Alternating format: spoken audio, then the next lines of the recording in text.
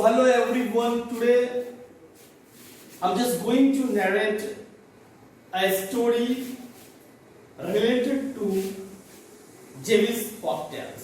ये जेविस फॉकटेल ही है जिसको जनरली पढ़ा जाता है द विजडम ऑफ डर्विश।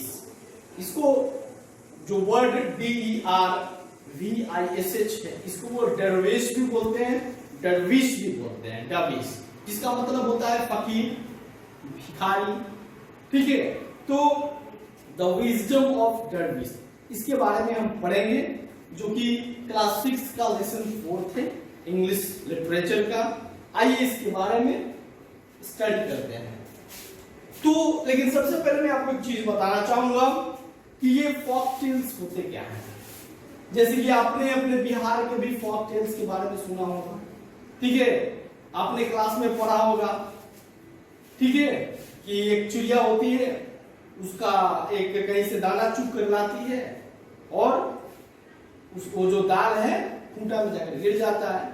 तो बढ़ई के पास जाती है और बोलती है, बढ़ई बढ़ई बढ़ई मेरा खूंटा चीरो, खूंटा में मोरा दाल है, का खाऊं क्या पीऊं क्या ले परदेश जाऊं। तो बढ़ई मना कर देता है, व्यस्त रहता है। तो बढ़ई जो है नहीं करता है, तो राजा के पास जाता है। तो राजा के पास जाती है चिड़िया, तो बोलती है, राजा राजा बढ़ई दंड दो, बढ़ई ना खूंटा चीरे, खूंटा में मोर दाल है, का खाऊं का पीऊं क्या ले परदेश जाऊं। तो मेरे छात्रों, फॉकटेल्स का मतलब होता है कि ये मुंह जुबानी, मुंह से एक जनरेशन दूसरे जनरेशन को पास करता है, फिर वो जनरेशन अपने नेक्स्ट जनरेशन को पास करता है, ठीक है ना। अब हालांकि इसको रिटन फॉर्म में भी लिखा जाने लगा है, गूगल पे मिलता है, लेकिन इसका ये जनरली इसको एक जनरेशन अपने दूसरे जनरेशन को ही सुनाते हैं। और भी बहुत सारी ऐसी कहानियां हैं पूरे विश्व में। फॉकटेल्स अलग अलग पार्टिकुलर एरिया पर डिपेंड करता है, पार्टिकुलर एरिया का अपना फॉकटेल्स होता है। जैसे कि बिहार के बारे में मैंने आपको बताया। तो आज हम जो बात करने वाले हैं जेविस फॉकटेल्स के बारे में, जिसका शीर्षक है, हेडिंग है the wisdom of dervish. So let's start. In a town on a remote island lived a God-fearing man. मेरे छात्रों, गॉड फियरिंग का मतलब क्या होता है?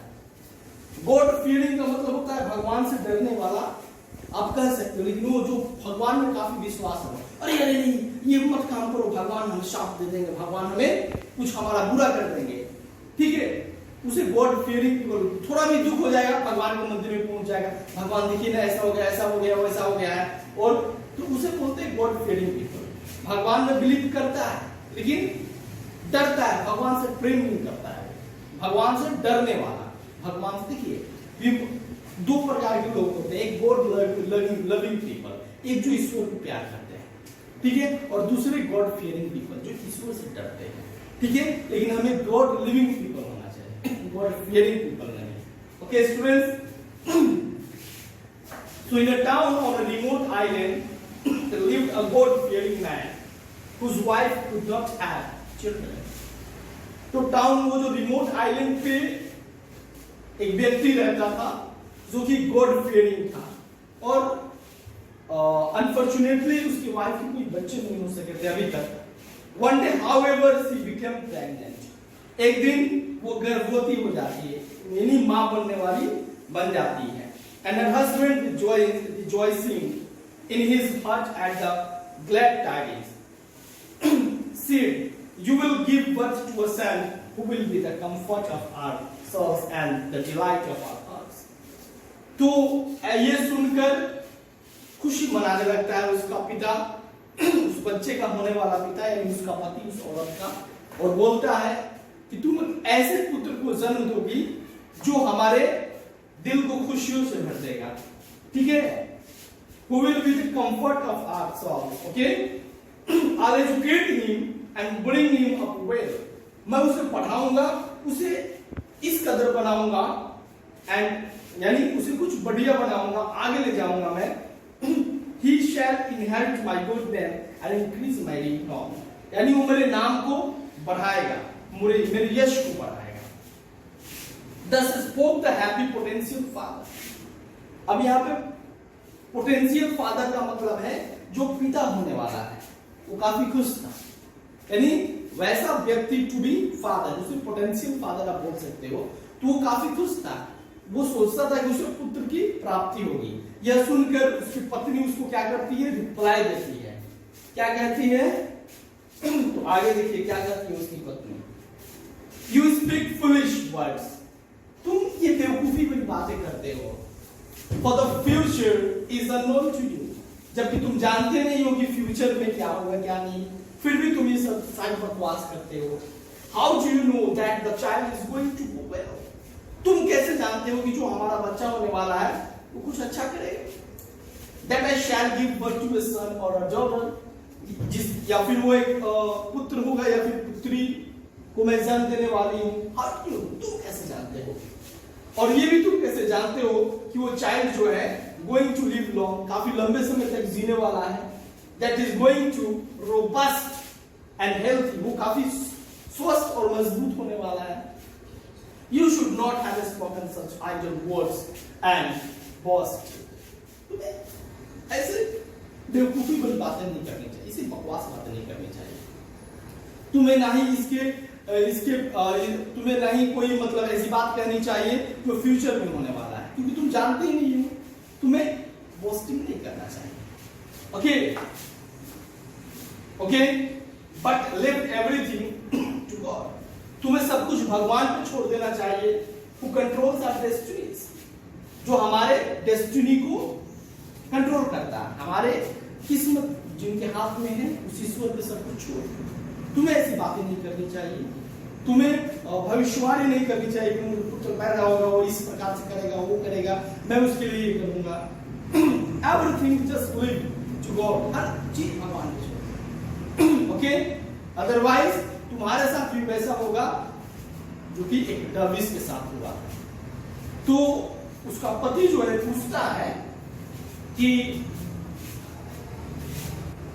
Who was Davis and what happened to him? यानी डर्विस कौन था, डर्विश कौन था और उसके साथ क्या हुआ। तो उसकी पत्नी जो होती है एक फॉक टेल्स बताती है, जेविस फॉक टेल्स बताती है, जिसमें जो शीर्षक है उस कहानी का, उस फॉक टेल का जो शीर्षक है, हेडिंग है, वो द विजडम ऑफ डर्विस, डर्विस का ज्ञान। और डर्विस के बारे में ऑलरेडी मैं बता चुका हूं आप लोगों को कि डर्विस होता क्या है, किसे कहते हैं।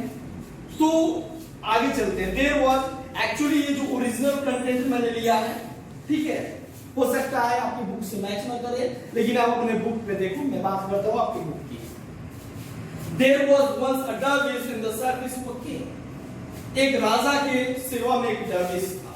The king used to give him a piece of cake and a bowl of honey carry, और रोज राजा उसे क्या देते थे, एक छोटे से केक का टुकड़ा और एक कटोरी उसको क्या देते थे, शहद देते थे, Honey.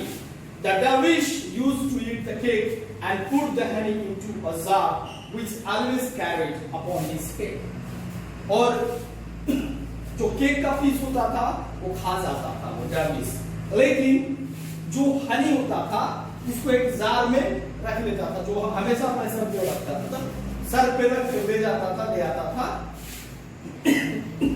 Honey however in those days was very expensive. उस समय हनी का मतलब शहद काफी महंगा हुआ करता था, इसलिए वो सोचता था कि इस शहद को मैं इकट्ठा करके जिस दिन मेरा जार कंप्लीट है, उस हनी को वो हाई प्राइस में मार्केट में बेच देगा। And that is how he would get more and more money, और वो काफी धनी हो जाएगा। Now he began to train, he began training. अब वो स्वप्न देखने लगा during daytime. So let's discuss about his training. अब वो सोचने लगा I'm going, मतलब जब वो उसका एक दिन कंप्लीट हो गया, क्या हुआ, I'm going to sell my honey for piece of gold to buy 10 sheep.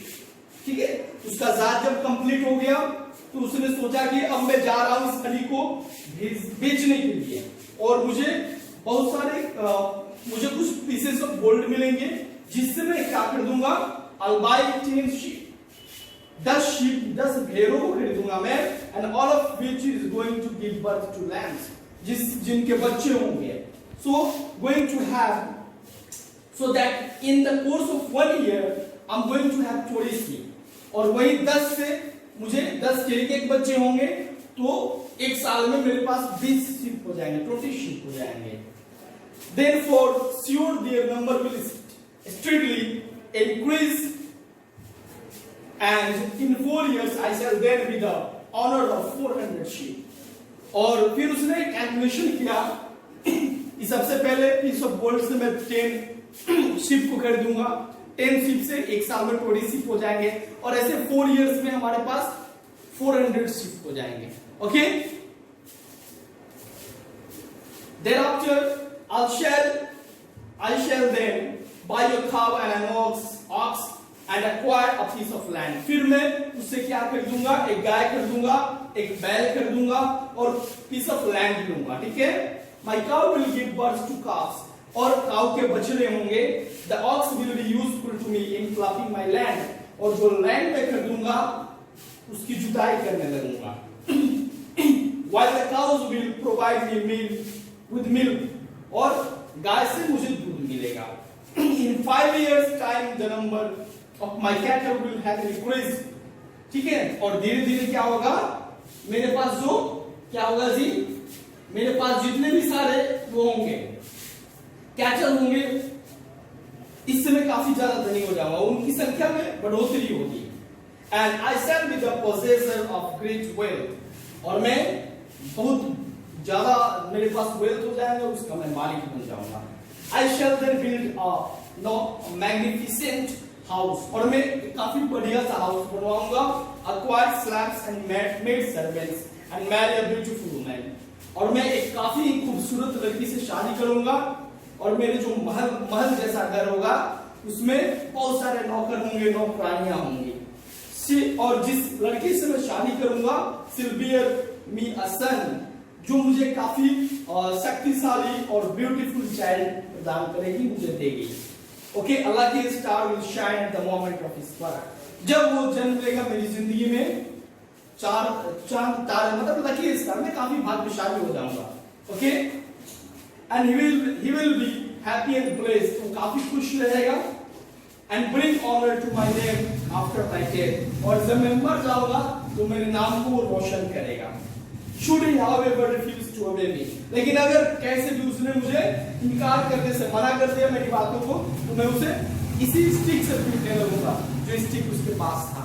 और वो ऐसे ऐसे करने लगा स्टिक से, वो सपने में खो गया था, और उस स्वप्न में वो अपने बेटे को पीट रहा था.